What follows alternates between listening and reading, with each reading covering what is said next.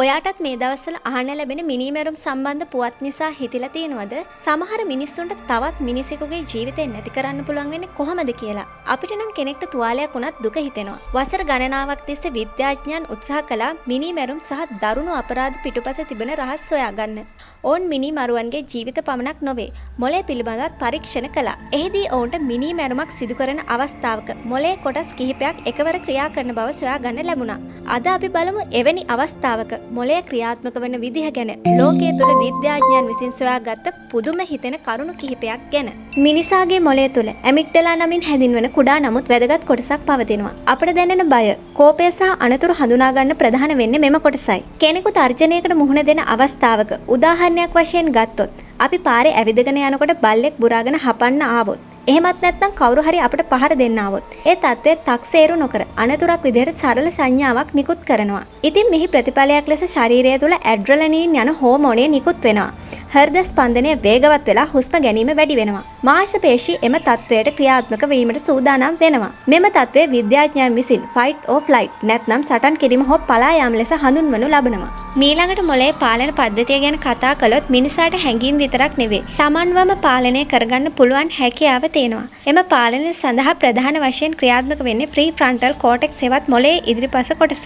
මේ තීරණ ගැනීම, එම තීරණ වලින් ලැබෙන ප්‍රතිඵල නැවත කල්පනා කිරීම සහ ආවේගය පාලනය කිරීම සිදු කරනු ලබනවා. තවත් විදිහකට කිව්වොත් ඇමිග්ඩලා ක්‍රියාත්මක වන විට ඉක්මන් ප්‍රතිචාරයක් සරල සංඥාවක් විදිහට නිකුත් කළත් ප්‍රීෆ්‍රන්ටල් කෝටෙක්ස් එය පාලනය කරමින් ප්‍රතිඵලය ගැන විමසනවා. මෙහි ප්‍රතිඵලය කුමක්ද? නීතිමය වශයෙන් නිවැරදිද? සමාජයට මෙය බලපාන්නේ කොහොමද කියන එක ගැන විමසලා කටයුතු කරනවා. විද්‍යාත්මකව පෙන්වලා දෙන විදිහට මෙම පාලන පද්ධතිය සෑම වෙලාවකම සම්පූර්ණයෙන්ම ක්‍රියාත්මක නොකරනවා. දැඩි කෝපය, උග්‍ර කෝපය යන අවස්ථාවල ඇමිග්ඩලා ක්‍රියාකාරීත්වය ඉහළ යනවා. එමගින් ඉදිරිපස මොළයේ ක්‍රියාකාරීත්වයේ පාලන හැකියාව తాවකාලිකව අඩාල වෙනවා. ඒ වගේම මත්ද්‍රව්‍ය සහ මත්පැන් භාවිතය මොළයේ තීරණ ගැනීමේ හැකියාව අඩු කරනවා. මෙහිදී ආවේගය පාලනය කිරීම දුර්වල කරනවා. ඒ වගේම ක්ෂණික ආවේගය. සමහර අවස්ථාවලදී මොළයේ තීරණාත්මක අවස්ථා මගහැරලා ක්ෂණික ප්‍රතිචාර මත ක්‍රියා කරනවා. තවත් සොයා ගැනීමක් විදිහට දිගුකාලීන මානසික ආතතිය සහ කම්පනික තත්ත්වයන් මොළයේ හැඟීම් පාලන පද්ධතිය දුර්වල කරන බව හොයාගෙන තියෙනවා.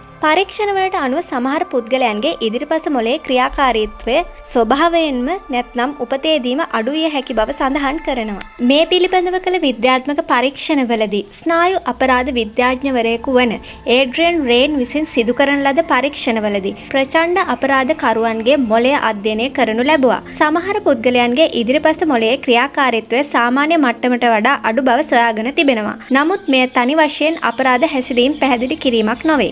දැන් අපි කතා කරන්න යන්නේ අපරාධ විද්‍යාවේ වඩාත්ම වැරදි ලෙස තේරුම්ගත් මාතෘකාවක් ගැනයි. එනම් මනෝව්‍යාධියෙන් පෙළෙන පිරිස් පිළිබඳවයි. මනෝව්‍යාධිය යනු අනුකම්පාවක් නොමැතිව ආවේගශීලීව සහ වගකීම් විරහිතභාවය වැනි ලක්ෂණ සහිත මානසික තත්ත්වයක්. චිත්‍රපටවල මෙවැනි කෙනෙක් කියන්නේ අමුතු හැසිරීමක් තියෙන පාලනයක් නැති පුද්ගලයෙක් විදිහට. නමුත් සැබෑ ලෝකයේ ඊට වඩා වෙනස්. ඇත්තටම මනෝව්‍යාධියෙන් පෙළෙන කෙනෙක් ඔබට දිනපතා හමුවන සාමාන්‍ය පුද්ගලයෙක් විය හැකියි. රැකියාවක් තිබිය හැකියි. මිතුරන් සිටිය හැකියි. සමහර විට පවුලක් පවා තිබිය හැකියි. නමුත් එම පුද්ගලයාගේ මනස තුළ ඇති වෙනස විදිහට හඳුන්වන්නේ අනුකම්පාව සහ වර්ධකාරී හැඟීම් සාමාන්‍ය පුද්ගලයෙකුට වඩා දුර්වල වීමයි. අනෙක් පුද්ගලයාගේ වේදනාව දැනීමේ හැකියාව අඩු වන විට ඔවුන්ගේ මිනිස් සමතතාවය වෙනස් විය හැකියි. මේ හේතුව නිසාම මනෝව්‍යාධී පුද්ගලයන් ගැන අධ්‍යයනය කිරීම අදටත් අපරාධ විද්‍යාඥයන්ගේ ප්‍රධාන අවධානයක් බවට පත්ව තිබෙනවා. උදාහරණ වශයෙන් එවැනි පුද්ගලයන් දෙදෙනෙක් ගැන සඳහන් කළොත් 1960ත් 1994ත් අතර කාලේ ඇමරිකාවේ විසූ ජෙෆ්රි ඩේමර් ලොව සුප්‍රකටම සහ බිහිසුණුම මිනිමරුවෙක් වුණා. නමුත් ඔහුගේ සමාජයේ හැසිරීම ඉතා සාමාන්‍ය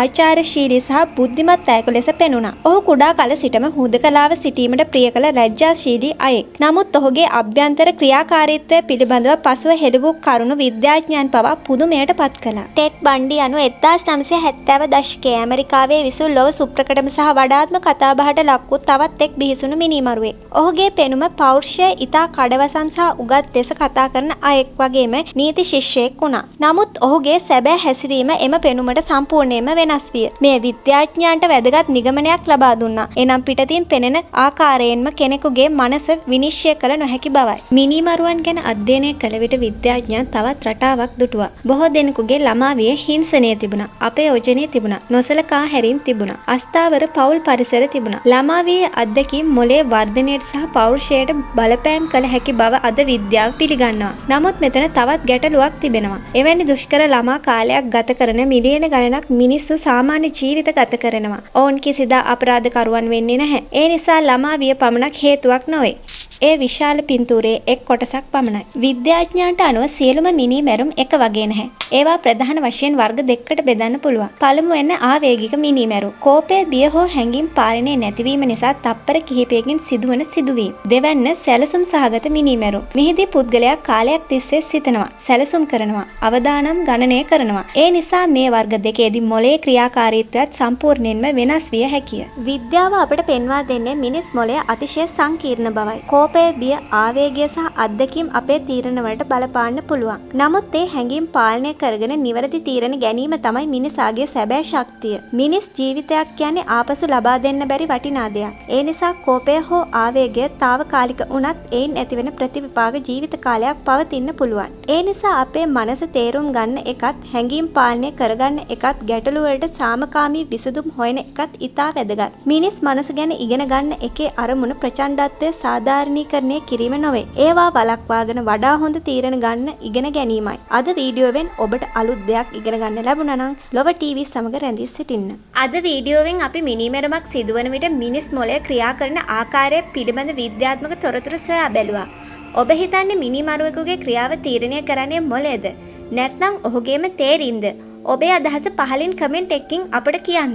මෙවැනි රසවත් සහ දැනුම වර්ධනය කරන වීඩියෝ තවත් නැරඹීමට ලෝ TV අපේ YouTube channel එක subscribe කරන්න අමතක කරන්න එපා. ඒ වගේම bell icon එකත් click කරලා notification on කරගන්න අමතක කරන්න එපා. මෙම වීඩියෝව ඔයාලට වැදගත් වුණා නම් like එකක් දාන්න. ඔයාගේ යාළුවත් එක්ක share කරන්නත් අමතක කරන්න එපා.